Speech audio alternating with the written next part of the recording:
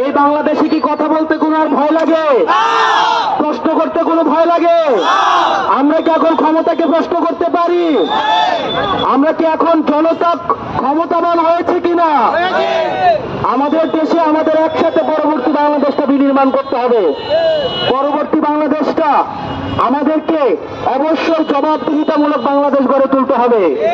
সেই বাংলাদেশে ইউনো এবং ওসিডিআর নির্বাচন হবে না, যে বাংলাদেশে আর মিডনাইট ইলেকশন হবে না, যে বাংলাদেশে আমিডাম ইলেকশন হবে না, যে বাংলাদেশে ইসলাম যারা চর্চা করে তাদেরকে আর নির্যাতন করা হবে না, যে বাংলাদেশ হবে সাম্প্রদায়িক সম্প্রীতির বাংলাদেশ, যে বাংলাদেশে একসাথে দুইবারের বেশি প্রধানমন্ত্রী হতে পারবে না, সেই বাংলাদেশে কেউ একচ্ছত্র ক্ষমতার অধিকারী হইতে পারবে না, জনগণের থেকে রাষ্ট্র ব্যবস্থায় আর কেউ বেশি ক্ষমতাবান হবে না।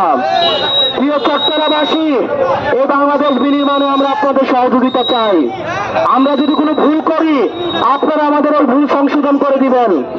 আমরা এখানে আপনাদের সন্তানের মতো, আপনারা যারা এই আনোয়ারাবাসী আছেন আপনাদের আনোয়ারের আত্মত্যাগ বাংলাদেশ বিনির্মাণে অসীম।